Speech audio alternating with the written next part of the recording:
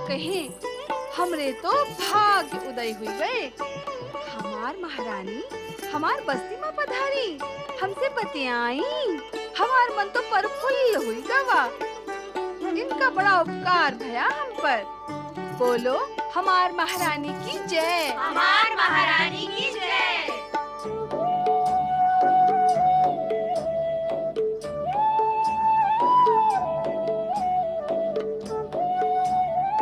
तुम हमें पहचानना नहीं चाहती पार्वती? ए लो मैया री मैया, ई का कहत हो महारानी जी? काहे नहीं पहचानेंगे हम आपका? पहचाने हैं तो ही तो आरती उतारे हैं हम आप ही का। चरण छुए हैं हम अपनी महारानी के। क्यों री चंपा, का कहत हो? ठीक कहत हो, जो तुम कहत हो हम भी वही कहत हैं। आप सुनत है ना महारानी जी, हमार सखियां भी यही कहत हैं। अब और अधिक तुम्हारा स्वांग हमसे देखा नहीं जाता पार्वती। इसमें कोई संदेह नहीं रहा कि तुम हमारी पुत्री हो और शिव शंकर की भार्या देवी पार्वती। अब छोड़ो ये सब स्वांग और चलो मेरे साथ महल में। जब तक शिव शंकर तुम्हें स्वयं लेने नहीं आ जाते, मैं तुम्हें अपने पास रखूंगी। चलो। कहीं ये पर्वतिया स्वांग करे है? कौन जाने ये पर्वतिया है कि पार्वती है। महारानी उनका पुत्री कहत है। शिव जी की भार्या कहत है। हमको तो कुछ गड़बड़ लागे है। ही देखा, महारानी हमका अपनी बिटिया बतावत है, पर हमरे ऐसन भाग्य कहाँ। हमका अपना महल में ले जावे की चाहत है। का हो सखियों, का कहत हो? जावे हम इनके संग? नहीं नहीं, तुम सबका छोड़कर हम कैसे जा सकत हैं? ये पार्वती नहीं, पर्वतिया है, पर्वतिया।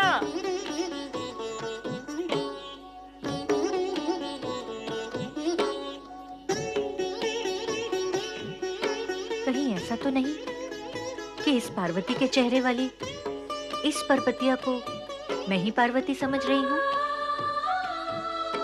एक से चेहरे वाली दो कन्याएं भी तो हो सकती हैं। नारायण नारायण। महारानी मैना, प्रणाम। प्रणाम माता पार्वती। प्रणाम नानी जी। माता, आपके इस अपरिचय और स्वांग के कारण कहीं कोई अनर्थ न हो जाए। रूठे हुए भगवान भोलेनाथ अत्यंत सुंदर नर्तकी महानंदा के महल में पहुंच चुके हैं, जहां महानंदा उन्हें लुभाने के लिए हर संभव प्रयत्न कर रही है। माँ,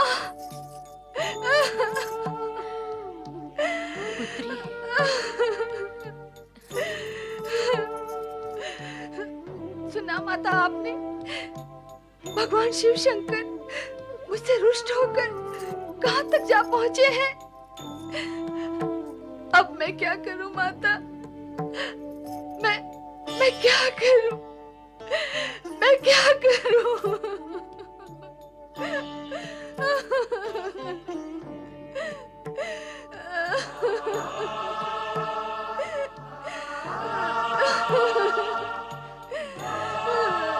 आंसू मत बहाइए माता, मैं उस दुष्ट महानंदा को इसी क्षण दंडित करूंगा। श्री गणेश, मुझसे कोई भूल तो नहीं हुई? नहीं देवर्षि, भूल कैसी? आपने तो रहस्य पर पड़े आवरण को हटाकर स्थिति को सुधार दिया है। वैसे भी हम सब तो शिव लीला के पात्र हैं। वो ही करेंगे जो वो चाहते हैं।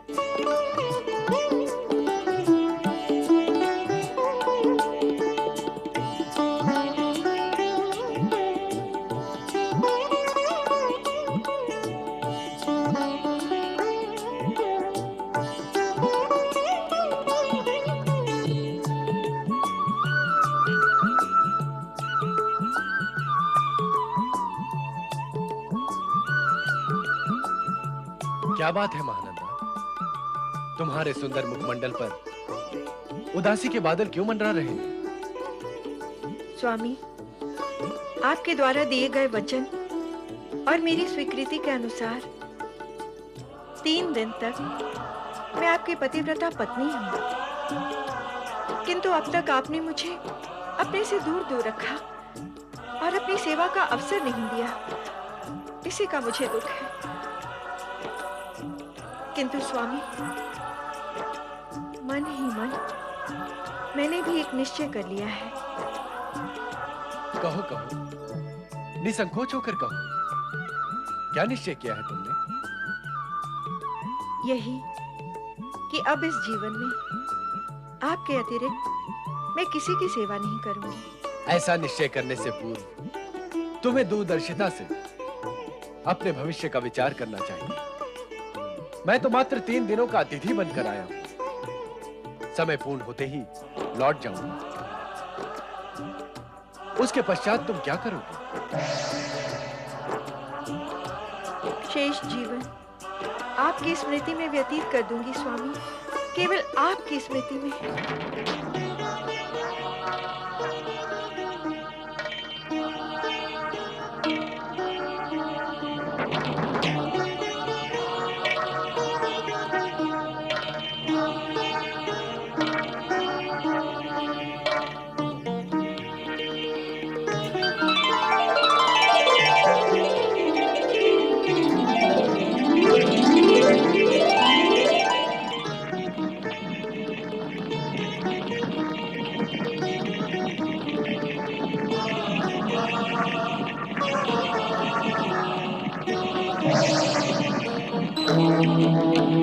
अग्नि, मेरे पूजा घर में अग्नि कैसे लगी?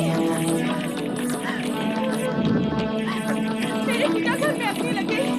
कोई तो मेरे पूजा घर की रक्षा करो। चंद्रिका, भद्रेश, रूपाली, शीघ्र आओ, जल्दी आओ। देखो क्या हुआ। पहले शिवलिंग की रक्षा करो, पहले शिवलिंग की रक्षा करो। तुम लोग खड़े खड़े मुझे क्या देख रहे हो? चल लेके आओ। छोड़ दो मुझे, छोड़ दो मुझे, छोड़ दो मुझे। रुक जाइए।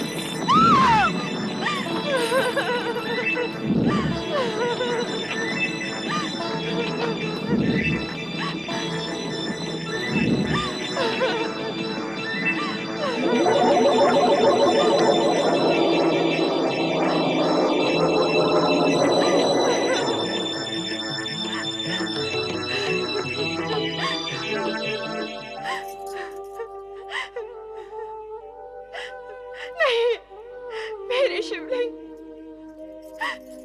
हे विधाता, हे शिव शंकर, ये क्या हो गया? जिस शिवलिंग के सम्मुख बैठकर मैं शिव आराधना करती थी, वे शिवलिंग भस्म हो गए। मेरे आराध्य के प्रति मेरे शिवलिंग भस्म हो गए। ये कैसा अनर्थ हो गया महेश्वर। रत्नों के शिवलिंग की रक्षा भी मैं न कर सकी। अग्निदेव का ये कैसा प्रकोप है? ये मेरे किस अपराध का दंड है?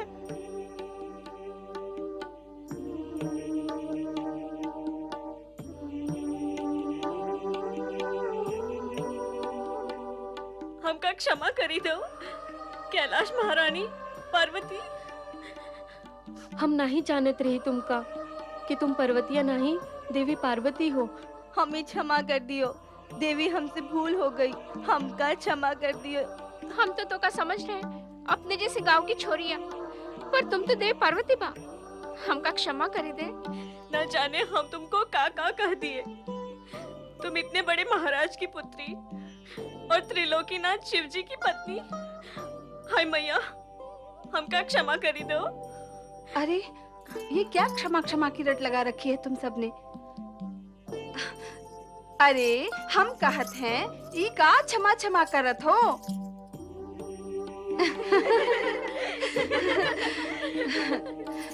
तुम सबने मेरे साथ वैसा ही व्यवहार किया जैसा मैं चाहती थी।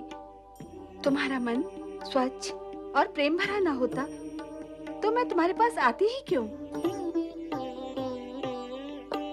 नारद, तुम्हारी नारायण भक्ति पर मुझे तो विश्वास ही नहीं रहा। कहते कुछ हो, करते कुछ और ही हो। मेरा अपराध बताए माता। नारद, क्या यह अपराध नहीं कि दिन रात नाम नारायण का भजो और कार्य शिव पार्वती के करो? मुझे तो लगता है कि इस समय भी तुम यहाँ शिव पार्वती की समस्या को लेकर ही आए हो।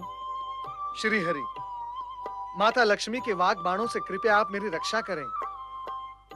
मैं तो भगवान भोलेनाथ, श्री हरि विष्णु और परमपिता ब्रह्मा जी का चरम सेवक हूँ, और ये तीनों ही मेरे लिए समान रूप से पूज्य भी हैं। किंतु नारद, इस समय तुम्हारे चेहरे की चिंता से तो शिव पार्वती के चित्र ही उभर रहे हैं। आपने सत्य कहा माता। मैं इस समय भगवान भोलेनाथ तथा माता पार्वती के मध्य उत्पन्न मतभेद के कारण चिंतित हूँ। भला भगवान भोलेनाथ से उनकी शक्ति कब तक दूर रह सकती है? श्री हरि, अब तो आप ही इसका समाधान निकाल सकते हैं। हाँ नारद, खेल खेल में शिवलीला आरंभ हुई और दुखद स्थिति तक जा पहुंची। श्री हरि, इस शिव लीला का अंत भी तो होना चाहिए। दोनों के मिलन के साथ ही शिव लीला भी समाप्त हो जाएगी नारद। अर्थात शिव लीला के समाप्त होते ही भगवान भोलेनाथ तथा माता पार्वती का मिलन हो जाएगा। भविष्य में अवश्य हो जाएगा, किंतु वर्तमान में तो दोनों में से एक भी झुकने को तैयार नहीं है नारद।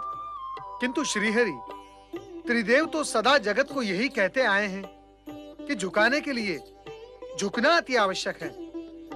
मैं तो परमपिता ब्रह्मा जी से यही निवेदन करके आ रहा हूँ कि वे और आप यदि प्रयास करें तभी समस्या का समाधान निकल सकेगा।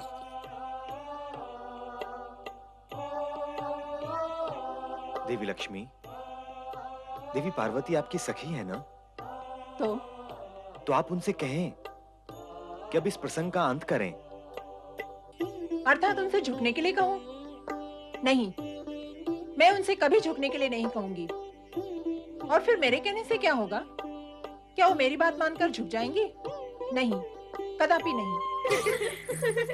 चल, अब अपने घर चल। नहीं माता, मैं ये स्थान छोड़कर अन्यत्र कहीं नहीं चलूंगी।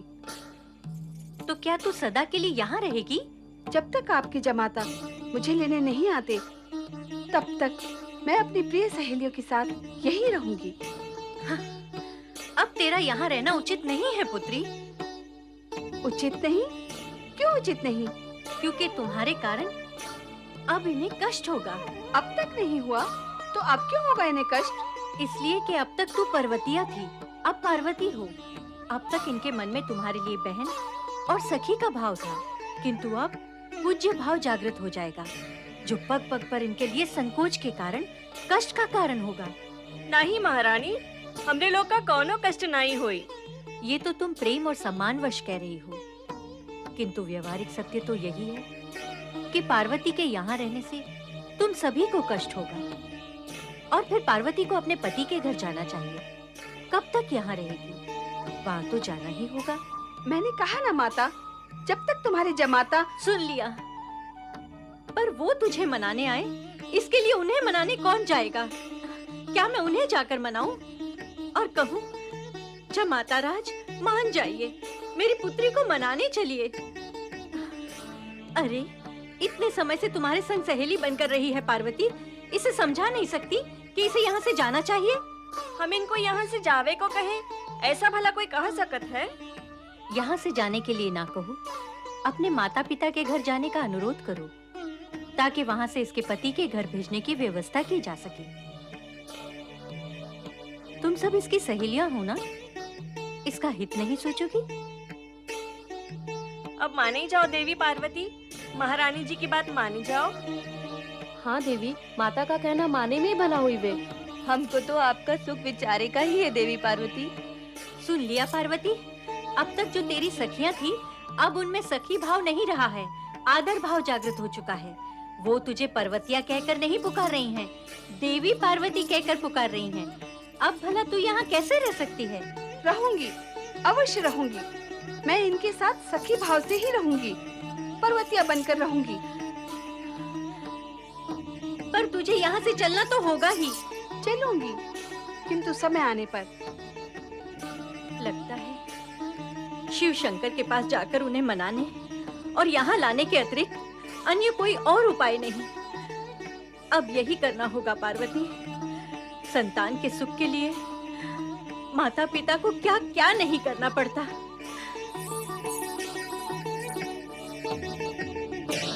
मैंने तुम्हें रत्न निर्मित शिवलिंग सौंपने से पहले कहा था कि ये मुझे प्राणों से भी अधिक प्रिय है। कहा था ना?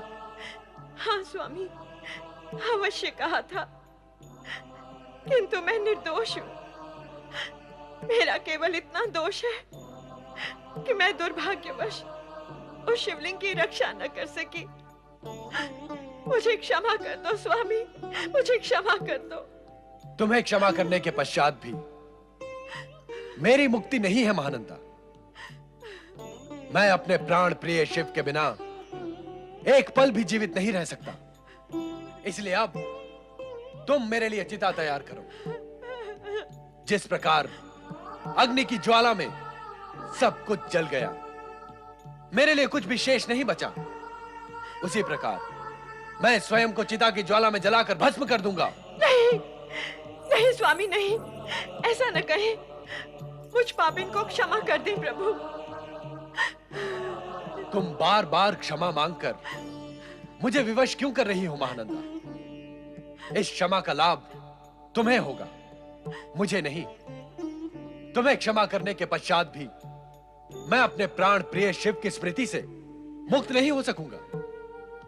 मैं तुम्हें दोष नहीं दे रहा हूं, किंतु क्या करूं, विवश हूं। इस स्मृति की अग्नि मुझे पल पल जलाए, इसकी अपेक्षा उचित तो यही होगा कि मैं एक ही बार स्वयं को जलाकर भस्म कर दूं। चिता तैयार करो महानंदा। नहीं! यदि आपने ऐसा किया तो मेरी क्या दशा होगी? क्या मैं जीवन भर प्रायश्चित की अग्नि में नहीं जलती रहूंगी? तुम्हें किसी भी प्रकार से पीड़ित करना मेरा उद्देश्य नहीं है महानंदा। मैं तो स्वयं को पीड़ा मुक्त करना चाहता हूं। अब अधिक तर्क और विलंब न करो और चिता सजवा दो।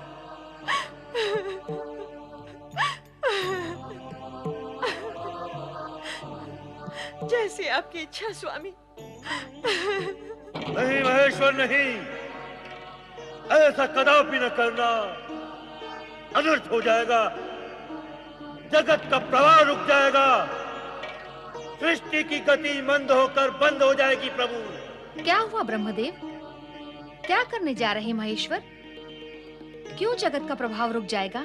तुम्हारे प्रश्नों का सूत्र दूर तक जाता है देवी।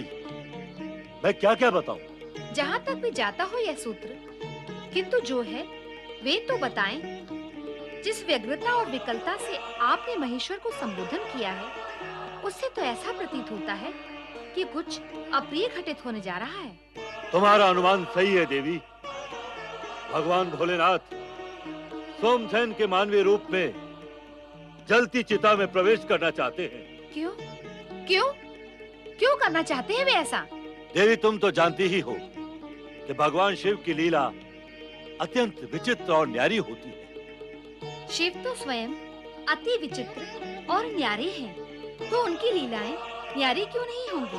पूर्ण रूप से ये महानंदा के उद्धार का प्रसंग है, किंतु शिव पार्वती विवाद की पृष्ठभूमि पर यह प्रसंग खड़ा है। यदि सोमसेन रूपी महेश्वर को इस समय रोका न गया तो स्थिति उलझ जाएगी। प्राण त्यागने की तैयारी? हाँ माता, सोमसेन के रूप में। किंतु ये सब करने की आवश्यकता ही क्या है? शिव की विचित्र लीलाएं कब और कहां आवश्यक होती हैं, इसका निर्णय वो स्वयं ही कर सकते हैं। लगता है सखी पार्वती को पीड़ित करने के लिए भोलेनाथ ने सोमसेन का रूप धारण किया है और अब चिता पर बैठकर प्राण त्यागने का उपक्रम कर रहे हैं। इस कथा में अन्य अनेक चरित्र तथा पड़ाव है माता। वर्तमान चिंता का मूल विषय यह है कि भगवान भोलेनाथ सोमसेन अर्थात मानव रूप में है। यदि वे मानव रूप में चिता पर बैठकर भस्म हो जाते हैं तो भविष्य में उनका रूप क्या होगा, यह विचारणीय है। स्थिति की गंभीरता को देखते हुए हमें तुरंत वहां पहुंचना चाहिए। हम में मैं भी हूं ना? देवी, हम में 2 से लेकर करोड़ों तक की संख्या समा सकती है। आओ चलें। ये सब क्या हो रहा है श्री गणेश? वहां पिता शिव शंकर सोमसेन का रूप धारण कर उस दुष्ट महानंदा के कारण चिता प्रवेश की तैयारियां कर रहे हैं। लगभग सभी देवगण को इस अप्रिय प्रसंग का ज्ञान हो गया है। उधर माता पार्वती भी अत्यंत दुखी हैं। दुखी कौन नहीं है, और दुखी क्या, मैं तो क्रोधित भी हूँ। इच्छा होती है कि उस दुष्ट महानंदा का वध कर दूं, किंतु क्या करूं, मर्यादा वश विवश हूं। स्त्री पर प्रहार करना उचित भी तो नहीं। उचित अनुचित पर फिर कभी विचार कर लेंगे।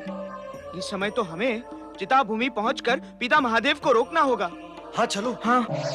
ओम नमः शिवाय, ओम नमः शिवाय, ओम नमः शिवाय, ओम नमः शिवाय, ओम नमः शिवाय, ओम नमः शिवाय, ओम नमः शिवाय, ओम नमः शिवाय, ओम नमः शिवाय, ओम नमः शिवाय, ओम नमः शिवाय, ओम नमः शिवाय।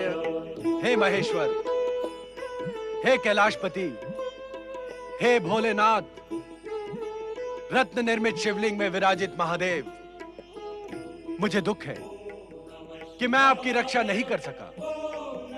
मुझे क्षमा करें प्रभु, मुझे क्षमा करें। मैं चिता अग्नि में प्रवेश करके अपने द्वारा अनजाने में हुए घोर पाप का प्रायश्चित कर रहा हूं। स्वामी, स्वामी रुकिए।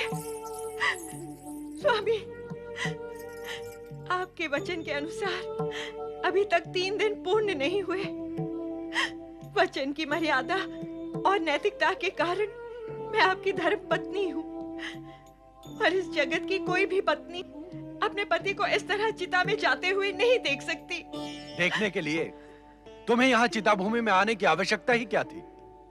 न तुम यहाँ आती, न ये सब देखती।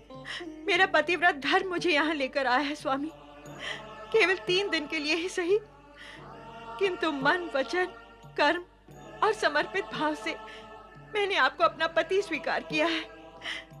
मैं आपसे पुनः प्रार्थना करती हूँ कि दुर्भाग्यवश जो अग्निकांड हुआ और रत्नमय शिवलिंग की हानि हुई, उसे भूलकर भविष्य का विचार करें स्वामी। महानंदा, जिस प्रकार तुम्हें अपनी मर्यादा और धर्म प्रिय है, उसी प्रकार मुझे अपने शिव प्रिय है। चिता तक आकर प्रदक्षिणा लेने के पश्चात भविष्य का विचार करना धर्म विरुद्ध होगा। अब तो चिता में प्रवेश करना ही होगा। तुम्हारा हित इसी में है कि तुम अपने महल में लौट जाओ। आपका चिता को छोड़कर लौटना धर्म विरुद्ध है, तो क्या मेरा आपको छोड़कर लौटना धर्म संगत होगा?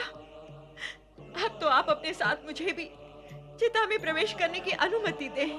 तुम क्यों चिता में प्रवेश करोगी? तुम्हारा अपराध क्या है? तुम तो निर्दोष हो।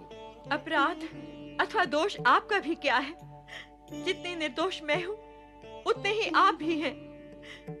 रत्नमय शिवलिंग के भस्म होने के लिए न आप दोषी हैं न मैं। फिर क्यों अकारण स्वयं को दंडित किया जाए? तुम फिर से तर्क करने लगी महानंदा।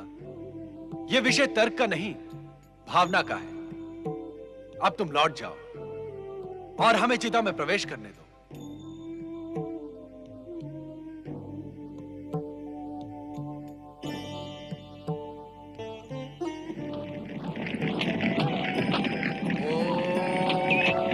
नमः शिवाय। नहीं स्वामी। नमः शिवाय।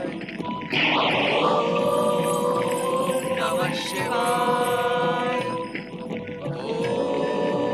नमः शिवाय। ओम नमः शिवाय। ओम नमः शिवाय। ओम नमः शिवाय। नमः शिवाय। ओम नमः शिवाय। नमः शिवाय। ओम नमः शिवाय। नमः शिवाय। ओम नमः शिवाय। ओम नमः शिवाय। ये क्या पिता महादेव, ये क्या किया आपने? शांत हो जाइए भैया कार्तिकेय। क्या ये समय शांति का है? भोलेनाथ ने मानव रूप धारण करके अग्नि में प्रवेश किया है। महेश्वर अग्नि में प्रवेश कर गए हैं, कुछ अनिष्ट ना हो जाए। ओम नमः शिवाय। पिताश्री, हम आपके दर्शन को व्याकुल हैं। पिता महादेव प्रकट हो। हाँ भोलेनाथ, अपने मूल स्वरूप में दर्शन दें। हम प्रतीक्षा में खड़े हैं भोलेश्वर। ओम नमः शिवाय। दर्शन दे महेश्वर। हमारी पुकार सुनिए देवेश्वर। हे त्रिकालदर्शी प्रकट हो जाएं। ओम नमः शिवाय, ओम नमः शिवाय, ओम नमः शिवाय, ओम नमः शिवाय, ओम नमः शिवाय।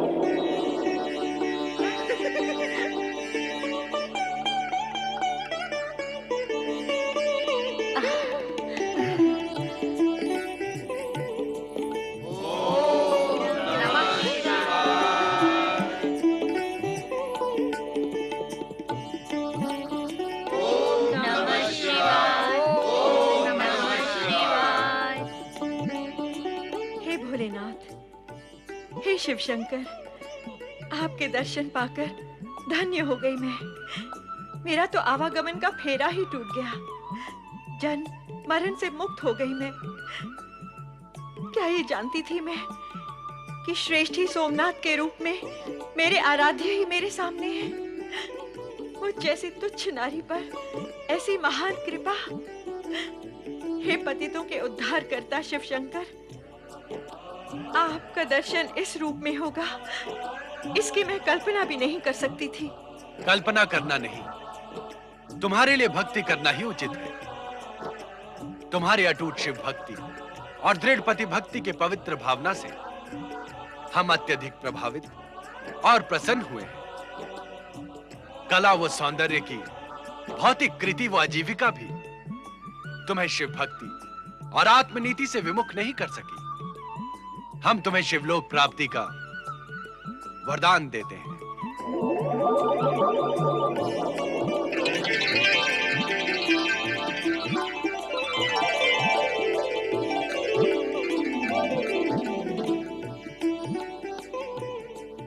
तुम्हारे उद्धार के साथ साथ हमारी अग्नि परीक्षा भी हो गई महाराज। पतित उद्धारक सर्वेश्वर शिव शंकर की जय। शिव भक्त महामयी महानंदा की जय। नारायण नारायण। हे भोलेनाथ, आप परीक्षा देते कहाँ हैं? आप तो सारे जगत की परीक्षा लेते रहते हैं। भला आपकी परीक्षा कौन लेगा?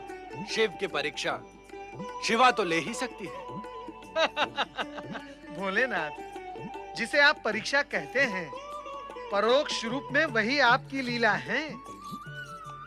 सर्वथा विचित्र लीला जो किसी की भी समझ में नहीं आती। पिता महादेव की लीलाएं जब माता पार्वती की ही समझ में नहीं आती, तो अन्य किसी की समझ में आने का प्रश्न ही नहीं उठता। इसके आगे का सत्य ये है कि यदि पति की लीला पत्नी की समझ में नहीं आती, तो पुत्रों की समझ में कैसे आएगी? क्यों भैया गणेश, ठीक कहा ना मैंने?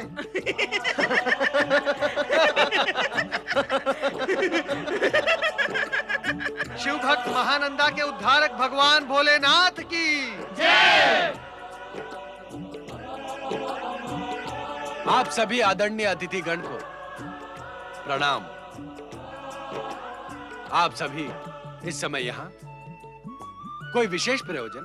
भोलेनाथ, हमारे यहाँ आने का प्रयोजन आपसे छिपा हुआ नहीं है। कृपया कर आप अपनी ये लीला समाप्त करें और रूठी हुई माता पार्वती को पुनः कैलाश ले जाएं।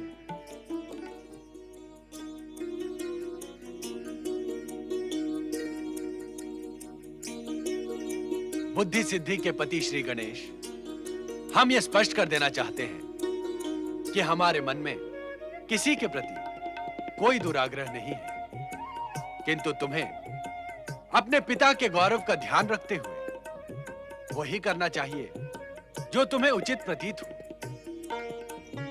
हाँ महेश्वर, इस समय वही करना उचित होगा जो दोनों पक्षों के हित में हो। हे शिव शंकर, यदि पार्वती से कोई त्रुटि हो गई हो तो मैं आपसे क्षमा याचना करती हूँ कि आप पार्वती को भी क्षमा कर दें। आप हमसे क्षमा मांगकर हमें क्षमा मांगने के लिए विवश न करें। यदि कोई त्रुटि हुई है तो उसमें हम समान रूप से भागीदार हैं, किंतु अब स्थिति में शीघ्र ही सुधार आएगा। हम सब की ओर से यह कार्य श्री गणेश करेंगे। श्री गणेश की जय।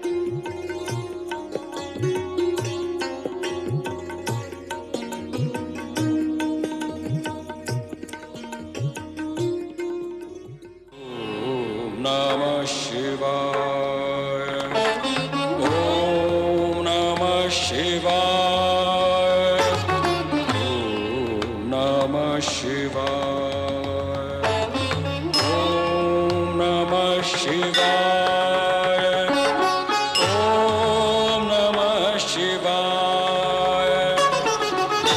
ओम नमः शिवाय। ओम नमः शिवाय। ओम